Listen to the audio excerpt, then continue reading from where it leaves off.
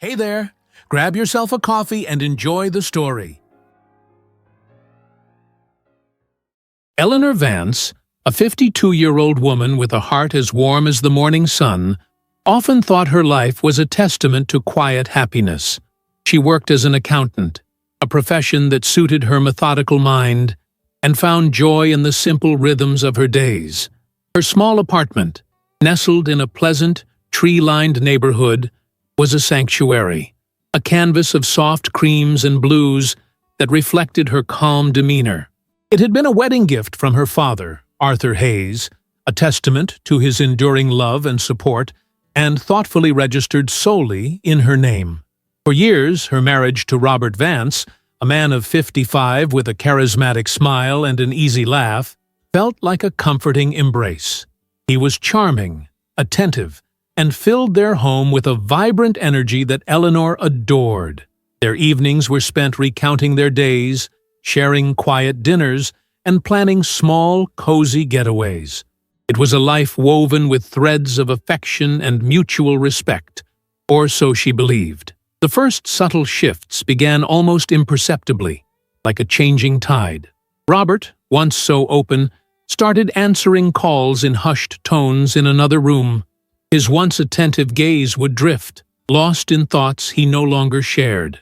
Decisions, big and small, that they once navigated together, were now made unilaterally, often without even a passing mention. Eleanor, ever the optimist, initially dismissed these changes as the natural ebb and flow of a long-term relationship. Perhaps he was stressed at work, she reasoned, or simply lost in his own thoughts. She tried to engage him, to bridge the growing chasm with gentle questions and understanding smiles, but her efforts met with polite deflections and a growing distance. He would pat her hand absent-mindedly, offering a vague reassurance, but his eyes would hold a shadow she couldn't quite decipher. The apartment, once a hub of shared dreams, began to feel like separate orbits. She found herself spending more time alone, observing him from a distance, a knot of unease tightening in her stomach. The silence between them, once comfortable, now felt heavy, charged with unspoken words and growing apprehension. She would often find herself tracing patterns on the kitchen counter, replaying snippets of conversations, searching for the moment when the music of their lives together had begun to falter. The quiet hum of the refrigerator seemed louder than usual in the evenings, a stark contrast to the lively chatter that once filled their space. She started preparing meals that she knew he loved, hoping the familiar comfort of food might coax him back. But he would eat quickly, offering brief praise before retreating to his study or the living room with his phone, his attention elsewhere. A chill seemed to permeate the carefully curated warmth of their home, and Eleanor, despite her best efforts, couldn't quite shake the feeling that something fundamental was shifting, slipping through her fingers like fine sand. One crisp autumn morning, the fragile peace of their home shattered. Eleanor was still sipping her morning coffee when Robert walked in, a strained smile on his face, followed by his younger sister, Brenda, 48 years old, and her two children, Liam, a boisterous 10-year-old, and Chloe, a perpetually giggling 7-year-old. Before Eleanor could even utter a greeting, Robert announced, "Brenda and the kids are moving in for a bit, just until she gets back on her feet." No discussion, no warning, just a pronouncement. Eleanor felt a cold wave wash over her. Her sanctuary, her quiet haven, was about to be overrun. Brenda, with a tight-lipped smile that didn't quite reach her eyes, began to direct her children to bring in their bags, already staking their claim. The apartment instantly transformed. The quiet hum was replaced by a cacophony of shouts, laughter, and the incessant blare of children's cartoons. Privacy became a forgotten luxury. Her carefully arranged living room was now a maze of suitcases, toys, and makeshift beds. Brenda seemed to assume a proprietorial air, making demands and criticizing Eleanor's routines. The kitchen, once a place of quiet culinary experiments, became a battleground for space and utensils. Every corner of her once orderly life felt invaded, dismantled, and disregarded. Eleanor found herself retreating, spending more time in her bedroom, the only place where she could find a sliver of peace. The tension in the air was palpable, a thick, suffocating blanket that pressed down on her every waking moment. Sleep, once a welcome escape, became elusive, disturbed by the unfamiliar noises and the gnawing anxiety in her gut. She tried, oh how she tried, to approach Robert, to explain her discomfort, to beg for a return to some semblance of normalcy. She spoke softly, logically, appealing to the man she thought she knew. He listened, or pretended to, his eyes glazed over with a faraway look, before dismissing her concerns with a wave of his hand. "They're family, Eleanor. What do you expect?" he'd say, his voice laced with an unfamiliar irritation. "It's just for a little while." But a little while stretched into weeks, then a month, and the chaos only intensified. One evening, after enduring a particularly loud and disruptive dinner, Eleanor finally confronted him, her voice trembling with a mixture of exasperation and despair. "Robert, this isn't working. Brenda and the children, they can't stay here indefinitely. This is our home, and we have no space, no privacy." The words hung in the air, charged with all the unspoken frustration that had been building inside her. Robert, who had been assembling a large, clunky sofa for Brenda and the children in the living room, abruptly dropped a tool. He turned, his face contorted in a mask of anger she had rarely seen directed at her. His eyes, usually so warm, were cold and hard. He pointed a finger at her, his voice rising, venomous and sharp, cutting through the thick air like a knife. "Cala a boca e não se meta nos nossos assuntos de família. Quem manda nessa casa sou eu!" he bellowed, his voice echoing off the walls, making the small apartment feel even smaller, more suffocating. The words struck Eleanor with the force of a physical blow. Her breath caught in her throat, and a cold dread seeped into her bones. She watched, stunned, as he then began to furiously gather her personal items: books, a favorite throw blanket, a small decorative pillow, and unceremoniously dumped them in the hallway, as if clearing out clutter. In that searing moment, as her belongings lay strewn on the cold floor, the final, painful truth settled upon her. The man she had loved, the life she had built, the future she had envisioned, all of it had crumbled into dust. It wasn't just a marriage that had fractured. It was her entire sense of self, her place in her own home, that had been utterly, brutally dismantled. The words, "shut your mouth," didn't just mark the end of an argument. They marked the definitive, unyielding end of everything. A profound, chilling silence fell over her, a void where her trust and affection had once resided. The image of her father, a pillar of quiet strength, flickered in her mind. He was the one constant, the unwavering anchor in her life. With a trembling hand, but a resolute heart, she reached for her phone. The biting words, "Cala a boca e não se meta nos nossos assuntos de família. Quem manda nessa casa sou eu," echoed in Eleanor's ears, each syllable a hammer blow against the fragile remnants of her marriage. The sight of her belongings, carelessly tossed into the hallway, was a stark visual representation of how she felt, discarded, unwanted, and utterly powerless in her own home. A cold rage, unlike anything she had ever known, began to simmer beneath her composure. It was a silent, incandescent fury, fueled by years of subtle dismissals and now this public humiliation. She stared at Robert, not recognizing the man standing before her. His face, once so familiar and beloved, was now a mask of disdain, utterly alien. In that moment, the romanticized image of their life together shattered completely, revealing a harsh, unvarnished reality. There was no going back from this. The unspoken tension that had permeated their apartment for weeks had finally erupted. leaving a devastating silence in its wake, heavier and more profound than any shouting match. Eleanor walked past her scattered things, her movements stiff, almost robotic. Her hand, steady despite the tremor in her heart, found her phone. She scrolled to a contact she knew she could always count on. Her father, Arthur Hayes. He was 78, a man of few words but immense presence, with eyes that saw through pretenses and a quiet strength that had always been her anchor. As the phone rang, Eleanor felt a tremor of fear, a fleeting doubt. Could she truly dismantle her life, the one she had carefully built over decades? Could she expose the raw, ugly truth of her marriage to her father, a man she deeply respected and wished to spare any sorrow? But then, the image of Robert's sneering face, the disrespect in his eyes, flashed before her. The choice was clear. This wasn't about saving face. It was about reclaiming her dignity, her peace, her very sense of self. Arthur answered on the second ring, his voice calm and steady, a familiar comfort that immediately began to soothe the ragged edges of Eleanor's despair. "Eleanor, is everything all right, sweetheart?"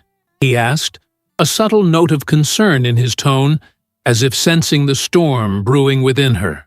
Eleanor's voice, when she finally spoke, was barely above a whisper, raw with unshed tears and simmering indignation. "Dad," she began, the single word laden with a lifetime of unspoken pleas. She took a deep breath, trying to steady herself. I need your help. It's Robert and Brenda." She then recounted, in clipped, precise sentences, the events of the last few weeks, culminating in Robert's explosive outburst and the symbolic act of throwing her belongings into the hallway. She described the invasion of her home, the constant noise, the disregard for her space, and finally, the crushing realization that her husband, the man she had sworn to cherish, saw her as nothing more than an inconvenient obstacle in his family matters. She left out no detail, painting a vivid picture of the disrespect and emotional abuse she had endured. Arthur listened in silence, a long, heavy silence that spoke volumes. Eleanor could almost feel his presence, a steadying force even through the phone line. When she finished, he didn't immediately respond. She could hear the faint sound of his breathing, deep and thoughtful. Then, his voice, calm and steady, but with an underlying current of steel, finally cut through the silence. "I'm on my way, Eleanor. I'll be there as fast as I can." Truth. The simple declaration was a lifeline, a promise of support that instantly alleviated some of the crushing weight on Eleanor's chest.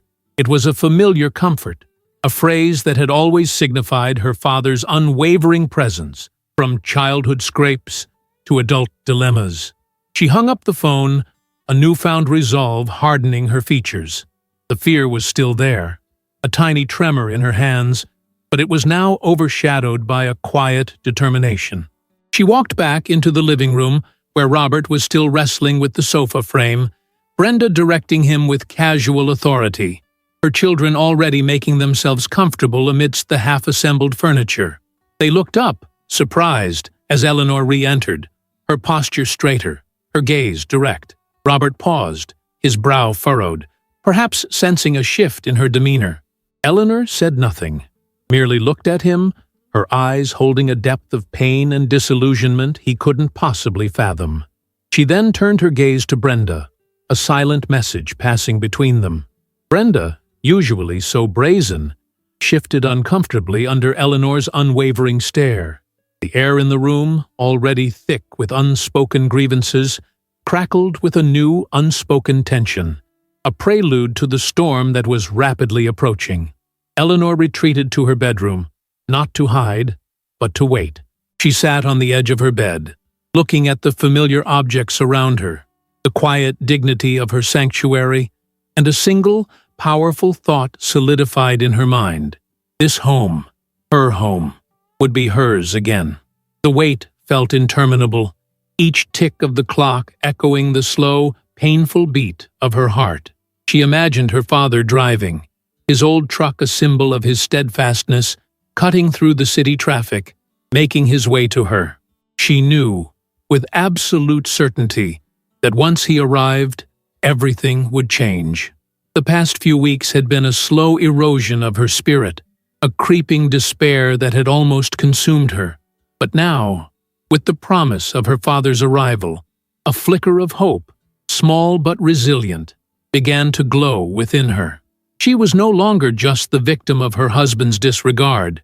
She was a woman preparing to reclaim her life, to rebuild her shattered peace.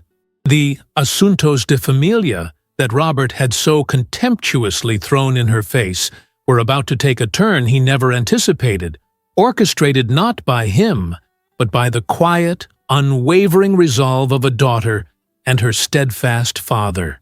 She closed her eyes, picturing her father's face, knowing that soon the chaos would end and the journey toward true peace would begin. The sound of the doorbell, sharp and insistent, cut through the tense silence of the apartment like a surgeon's scalpel. Eleanor's heart leaped. He was here. Robert, who had been grumbling under his breath about a misplaced screw, froze. Brenda, who had been cheerfully telling her children a story, looked up, a flicker of apprehension crossing her face. For a brief, suspended moment, all activity ceased. It was as if the very air held its breath, anticipating the arrival of an uninvited, yet profoundly significant, presence. Eleanor walked to the door, her steps steady, a quiet determination radiating from her. As she opened it, there stood Arthur Hayes, her father, a figure of unwavering solidity against the backdrop of the busy hallway.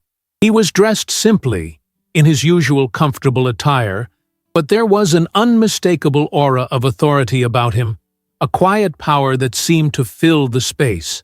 His eyes, keen and intelligent, swept over Eleanor's face, assessing the weariness etched there, and then narrowed as they took in the chaos of the living room, the half-assembled sofa, and the scattered remnants of Eleanor's life in the corridor.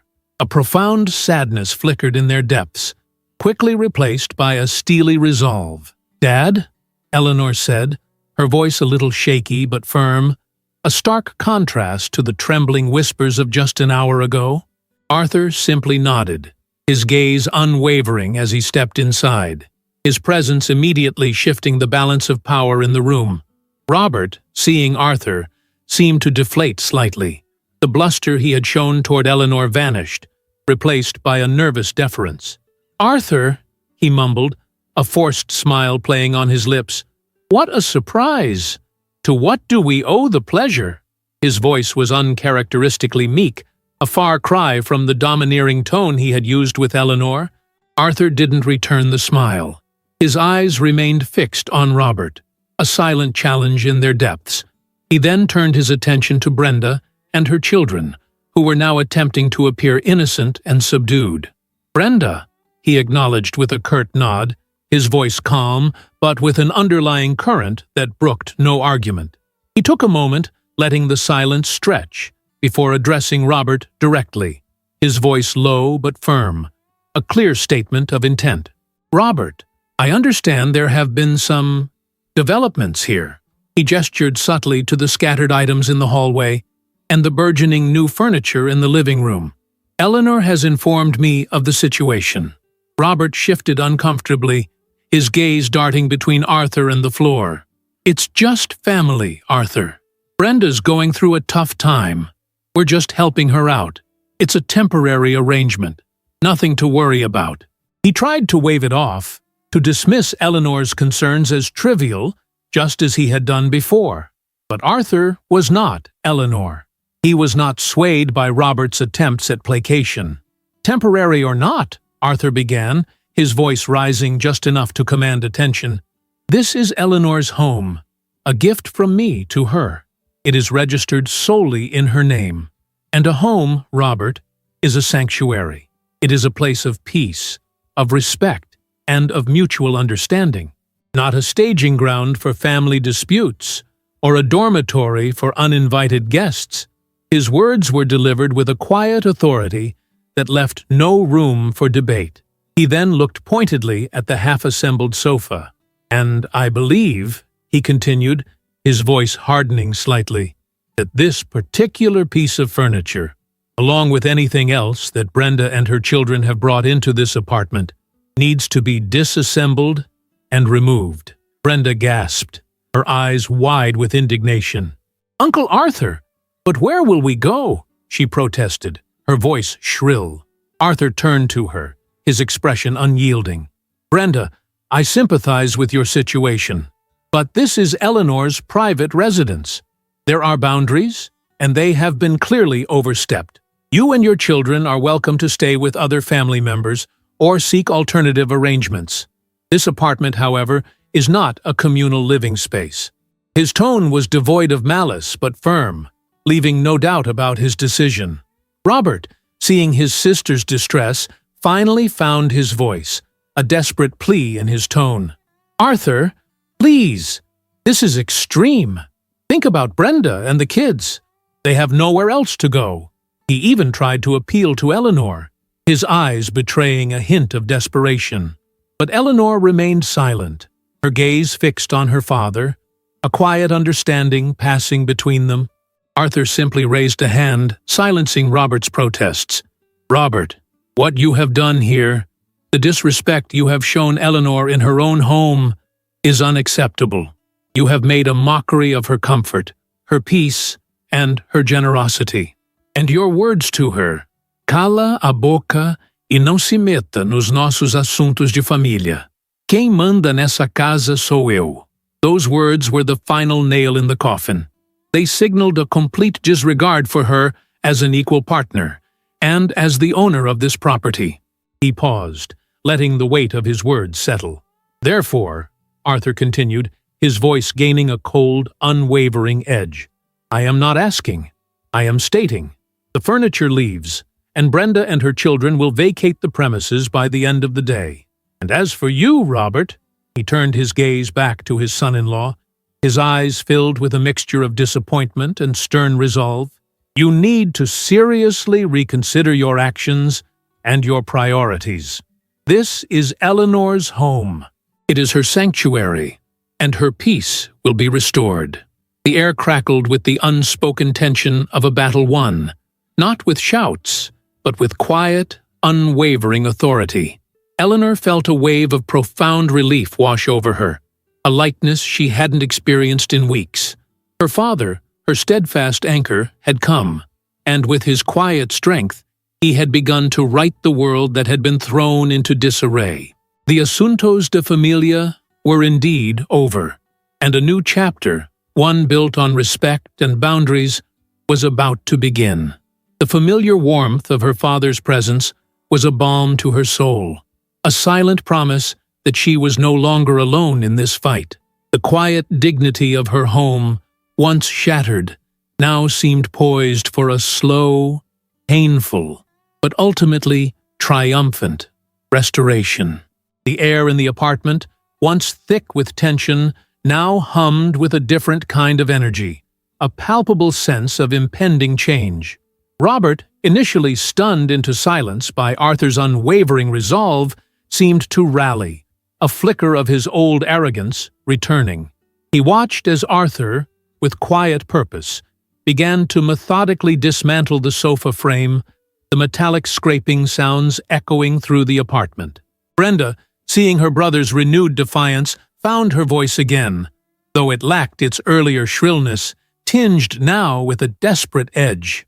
"Robert, tell him this is absurd. We have nowhere to go," she pleaded, clutching her children closer, playing on his sense of loyalty. Liam and Chloe, sensing the shift in the adult dynamic, began to whimper, their small voices adding to the unsettling atmosphere. Robert turned to Arthur, his voice a strained plea. "Arthur, please, be reasonable. My sister is in dire straits.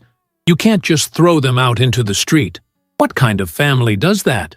He attempted to shift the blame, to paint Arthur's actions as cruel and unfeeling, rather than a necessary restoration of order. But Arthur didn't even pause his methodical work. He pulled a wrench from his pocket, expertly loosening a bolt. "Family. Arthur stated, his voice calm but firm, is built on respect, Robert. And what I've witnessed here is a profound lack of it, not just for Eleanor, but for the very concept of a shared home. This is not about being heartless. It's about drawing a necessary line. He glanced at Eleanor, a silent message passing between them, a reaffirmation of their bond, a shared understanding of the boundaries that had been so grievously crossed. As the sofa components were systematically separated, revealing the cheap, flimsy construction beneath, Robert's protests grew more frantic, his attempts to reason with Arthur increasingly desperate. This is a gross overreaction, Arthur. A marital spat. That's all it is. You're tearing our family apart. His words, once potent, now sounded hollow, devoid of any genuine conviction. Eleanor watched, a quiet observer. Each turn of Arthur's wrench, each piece of furniture coming apart, felt like a dismantling of the destructive chaos that had consumed her home. It was a tangible act of reclaiming her space, piece by painful piece. She felt a surge of paradoxical relief and sadness. Relief that the nightmare was ending, but sadness for the shattered illusion of her marriage. The phrase, "Cala a boca e não se meta nos nossos assuntos de família," echoed in her mind. A dark refrain, but now it felt less like a wound and more like a definitive period at the end of a very long, painful sentence. It was the moment of absolute clarity, the tipping point from which there was no return. Arthur, without looking up from his task, finally paused and straightened up, the main frame of the sofa now a pile of disjointed metal and fabric. He looked directly at Robert, his eyes piercing. "Robert, I came here not as a meddling father-in-law, but as a father witnessing his daughter's distress in a home she owns. The disrespect you showed Eleanor, the way you spoke to her, and your insistence on prioritizing your sister's convenience over your wife's well-being crossed a line that cannot be uncrossed. This isn't a marital spat, as you call it. It's a fundamental breakdown of trust and respect." He then turned to Brenda. "Brenda, I understand you have challenges, but there are resources available and other family members who might assist you in finding suitable accommodation. This is not a shelter." He then looked at Eleanor, his expression softening slightly. "Eleanor, what do you want to do now?" His question was simple, yet profound. It was an invitation, a quiet acknowledgement of her agency, her right to decide the next step. It was a lifeline offered, not a command given. The focus, suddenly, was squarely on her desires and needs, a stark contrast to the way Robert had dismissed them for weeks. Eleanor felt a strength she hadn't realized she possessed well up within her. The vulnerability she had felt earlier, the fear of dismantling her life, had been replaced by a fierce resolve. She looked at Robert, truly looked at him, and saw a stranger. The man she had loved was gone, replaced by someone selfish and dismissive. The betrayal ran deeper than just the invasion of her home. It was a betrayal of their entire shared history, their vows, their presumed partnership. "I want them out, Dad," Eleanor said, her voice clear and steady, surprising even herself with its newfound strength. She then looked directly at Robert, her gaze unwavering. "And Robert," she continued, her voice gaining a quiet, formidable power, "I want a divorce." The words, once unthinkable, now flowed from her lips with a chilling certainty. Robert visibly flinched, his face paling, the last vestiges of his arrogance crumbling. Brenda gasped again, but this time it was less indignation and more shock. The air in the room became thick with the weight of Eleanor's declaration, a pronouncement that shattered the fragile veneer of normalcy that had clung to their dysfunctional household. It was a moment of true turning point, a decision born of profound pain, but leading, she knew, to a necessary and liberating future. The Asuntos de Familia were indeed finished. not with a shouting match, but with a quiet, resolute declaration that reverberated far more profoundly than any argument. The image of her father, a silent guardian, standing beside her as she spoke these life-altering words, would forever be etched in her memory. This was not just an ending. It was a powerful, undeniable beginning. The silence that followed Eleanor's declaration hung heavy in the air, a thick, almost tangible entity. Robert stood frozen, his face a canvas of disbelief, his jaw slack. Brenda, beside him, seemed to shrink, her earlier indignation replaced by a visible tremor of fear. Even the children, sensing the profound shift in the adult atmosphere, quieted their whimpers, their eyes wide with a mixture of confusion and apprehension. Eleanor, however, felt a strange, exhilarating lightness. The weight of weeks, months, perhaps even years, of unspoken resentment and suppressed anger had lifted. Her voice, though calm, had carried an undeniable authority, a resonance born of ultimate certainty. It was a power she had almost forgotten she possessed, buried beneath layers of compliance and a misguided desire for peace at any cost. Arthur, ever the stoic anchor, simply nodded, his gaze unwavering as he watched Robert's reaction. There was no triumph in his eyes, only a quiet understanding of the magnitude of Eleanor's decision. He knew intimately the cost of such a pronouncement, but he also recognized the liberation it brought. He had always taught Eleanor that true strength lay not in avoiding conflict, but in confronting injustice with integrity. The scattered personal items in the hallway, once a symbol of her dismissal, now seemed like a poignant reminder of what she was discarding. Not just a marriage, but a life where her voice was silenced and her presence diminished.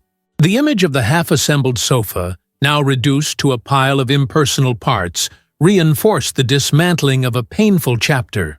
Robert finally found his voice, a strangled whisper that barely escaped his lips. "Eleanor, you can't be serious. A divorce? Over this? It's just family drama." He stumbled over the words, trying to trivialize her pain, to reduce her profound decision to a mere overreaction. His hands, which had been so quick to throw her belongings, now wrung themselves nervously.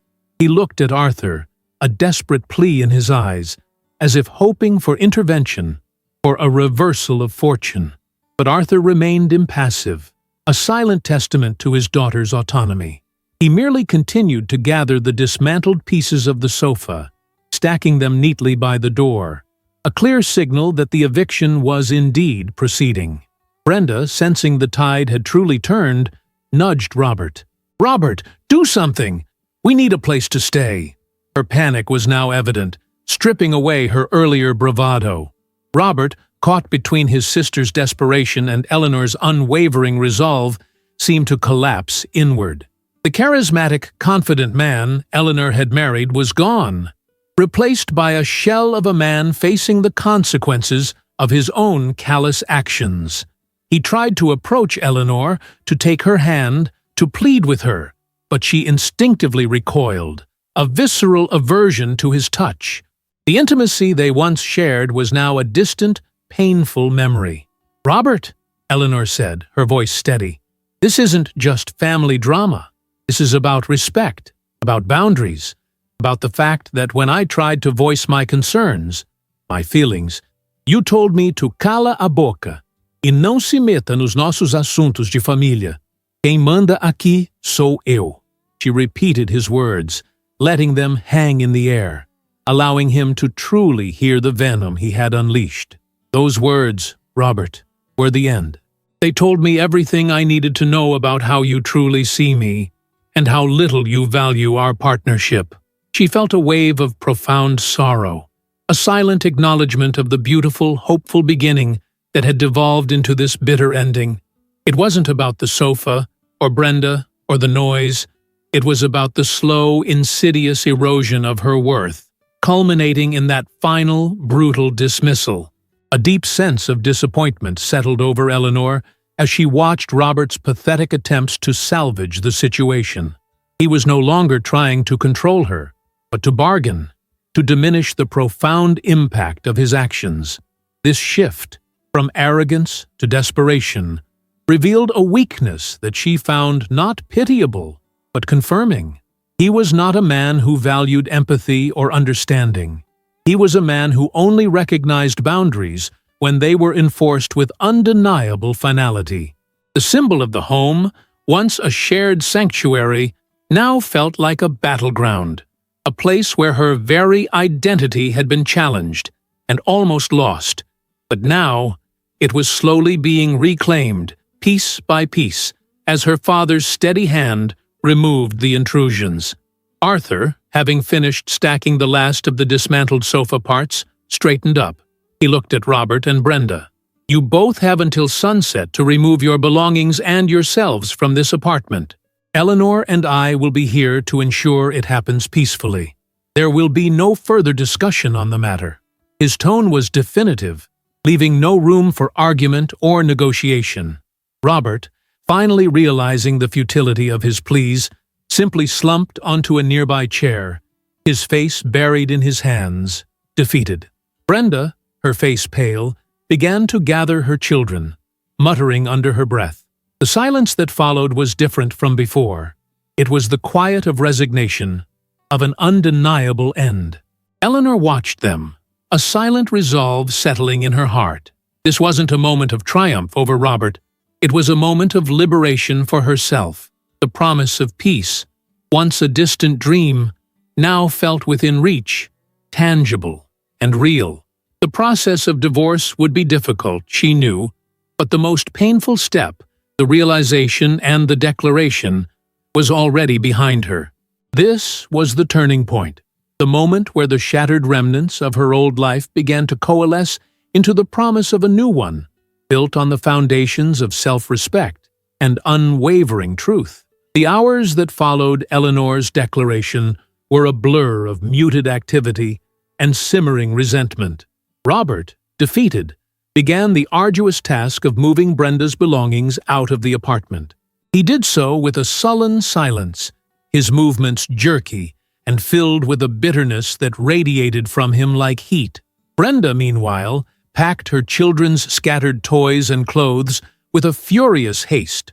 Her occasional indignant glances at Eleanor met with a calm, unyielding stare. Arthur, ever present and watchful, supervised the process with quiet efficiency, occasionally offering a terse instruction when Robert seemed to deliberately drag his feet. He was not there to gloat, but to ensure Eleanor's directives were carried out without further confrontation or delay. Eleanor remained in the living room, a silent sentinel, observing the painful unraveling of her life's illusion. Each box that left, each piece of furniture carried away, felt like a layer of oppressive weight being lifted from her shoulders. The chaos that had consumed her home for weeks was slowly, agonizingly, retreating. The children, sensing the gravity of the situation, remained unusually quiet, clinging to Brenda, their innocence a stark contrast to the adult drama unfolding around them. The once lively and familiar apartment felt cold, a testament to the emotional desolation that had taken root within its walls. The image of Robert's face, contorted in anger as he hurled her possessions, was seared into her memory, an indelible mark of his profound disrespect. It was a wound that, even now, with the perceived solution at hand, continued to ache with a dull, persistent throb. As the last of Brenda's bags was carried out, and the door finally closed behind them, an eerie silence descended upon the apartment. It was a silence so profound that it felt louder than the previous cacophony, a stark emptiness that echoed the void within Eleanor's heart. Robert stood in the doorway, his shoulders slumped, looking back at the now spacious but chillingly empty living room. The large visible indentations on the carpet where the sofa had stood were a stark reminder of the recent invasion, an imprint of the conflict that had ravaged their home. He turned to Eleanor, his eyes red-rimmed and filled with a mixture of disbelief and, perhaps, a nascent flicker of regret. "Eleanor," he began, his voice hoarse, Please, can we talk? Can we fix this?" Eleanor looked at him, truly looked at him, and for the first time saw him not as her husband, but as a man who had betrayed her trust so completely that reconciliation seemed an impossibility. The words, "Cala a boca e não se meta nos nossos assuntos de família. Quem manda aqui sou eu," reverberated in her mind, a mocking reminder of his arrogance, his cruelty. There was no going back. The crack in their foundation had become a chasm, too wide and too deep to bridge. His sudden pleas, born of desperation rather than genuine remorse, felt hollow. Too little, too late. This was not the man she had loved. This was the man who had dismissed her, humiliated her, and shattered her peace. The moment of his aggression had unveiled a truth too ugly to ignore. "Robert," Eleanor said, her voice calm, devoid of anger now, only a quiet, resolute sadness. "There's nothing left to fix. Those words, the way you treated me in my own home, they broke something irreparable between us." She gestured around the apartment, now eerily spacious, clean, and silent. "This space, once our home, became a battleground because you forgot what respect means. You forgot what partnership means. You chose to humiliate me, to silence me in front of your family, in my home. There's no coming back from that." Her voice was soft, but carried the weight of absolute finality. This wasn't an argument. It was a statement of fact, a boundary drawn with unyielding clarity. Arthur, who had been standing quietly by the door, stepped forward. He placed a gentle, reassuring hand on Eleanor's shoulder, a silent gesture of support. Then he looked at Robert, his gaze firm. "Robert, Eleanor has made her decision. The details of the divorce will be handled by our lawyers. I suggest you seek your own counsel." Bituitit. His voice was not threatening, but it was unwavering, a wall against any further pleas or attempts at manipulation. Robert, seeing the united front, finally seemed to accept the inevitable. He nodded slowly, a defeated slump to his shoulders, and without another word, turned and walked out of the apartment, the closing click of the lock echoing the finality of his departure. The door closed, sealing off a painful chapter. Eleanor stood in the quiet of her home, her father by her side. The apartment, though empty of unwanted guests, still felt heavy with the lingering echoes of conflict. The path ahead, she knew, would be challenging, filled with legal complexities and emotional upheaval. But for the first time in a long time, she felt a profound sense of peace begin to settle within her. The air, no longer thick with tension, felt lighter, breathable. The journey to reclaiming her life, to truly healing, had just begun. And though she was at her lowest point, she knew, with the unwavering support of her father, she would navigate through this darkness and emerge stronger. The words, "Cala a boca e não se meta nos nossos assuntos de família. Quem manda aqui sou eu," would forever be a painful reminder, but also a powerful catalyst that ultimately led her to choose herself, to choose a peace, and to choose the path of unwavering self-respect. The days that followed Robert's departure were a period of profound quiet for Eleanor. The apartment, once filled with the cacophony of Brenda's children and the simmering tension with Robert, now echoed with a comforting stillness. Eleanor spent hours simply sitting in her living room, breathing deeply, letting the silence seep into her bones, healing the raw edges of her soul. Arthur, true to his word, remained a steadfast presence, not intrusive, but supportive. He helped Eleanor navigate the initial steps of the divorce proceedings, connecting her with a compassionate and efficient lawyer who understood her need for a swift and respectful resolution. The legal documents, cold and formal, were a stark contrast to the emotional turmoil she had endured, yet they represented a tangible path towards her future peace. As the legal wheels began to turn, Eleanor found herself reflecting deeply on the journey that had brought her to this point. The phrase, "Cala a boca E não se meta nos nossos assuntos de família. Quem manda aqui sou eu. Once a painful brand, now served as a powerful reminder of the moment she chose herself. It was the catalyst, the brutal honesty that forced her to confront the erosion of her self-worth. She realized that the subtle shifts in Robert's behavior, the increasing distance and unilateral decisions, had been building blocks to that final, humiliating outburst. She had, in her desire for peace and harmony, allowed her boundaries to be slowly chipped away, until there was nothing left but a hollow echo of her former self. The symbol of the apartment, her beloved home, had become a metaphor for her own sense of self-ownership, and its invasion a direct attack on her spirit. The divorce itself was a process of painful revelation and quiet strength. Robert, initially defiant, quickly succumbed to the reality of the situation. His attempts to negotiate or plead were met with the calm, unwavering resolve of Eleanor and her lawyer. There were no dramatic confrontations, no shouting matches, just the steady, inexorable march of legal procedure. Eleanor navigated each step with a newfound clarity, her eyes wide open to the man Robert had become, a man she no longer recognized or desired. The most surprising aspect of this period was the profound sense of liberation that began to bloom within her. Each document signed, each agreement reached, felt like shedding another layer of a suffocating skin. She started to rediscover the simple joys she had neglected. Long walks in the park, quiet evenings with a good book, the comforting rhythm of her own thoughts. One afternoon, several months after Robert had moved out, Eleanor stood in her now redecorated living room. The indentations on the carpet were gone, replaced by a soft, plush rug. The walls, once a muted cream, now held a calming shade of sage green. It was her sanctuary again, filled with her chosen treasures, reflecting her serene spirit. Her father sat on the newly upholstered sofa, sipping tea, a contented smile on his face. He had been a silent guardian, a steady presence, and his unwavering support had been the bedrock of her recovery.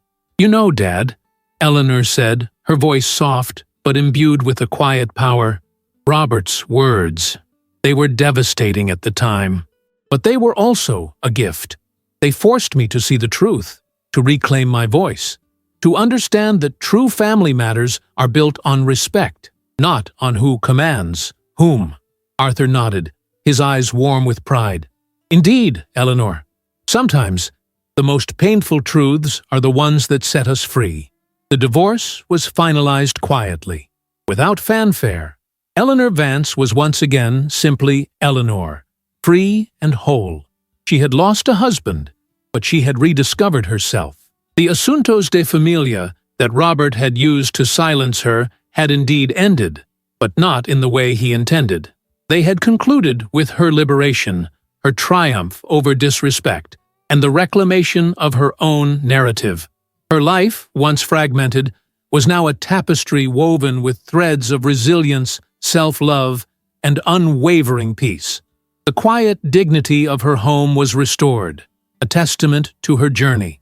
She looked out of her window, watching the setting sun paint the sky in hues of orange and purple, a gentle smile gracing her lips. The future was unwritten, but for the first time in a long time, it felt limitless, filled with the promise of quiet contentment and profound self-worth. If you've listened this far, comment respect. Also, hit the like button and subscribe to the channel. Thanks for the coffee, and see you in the next story.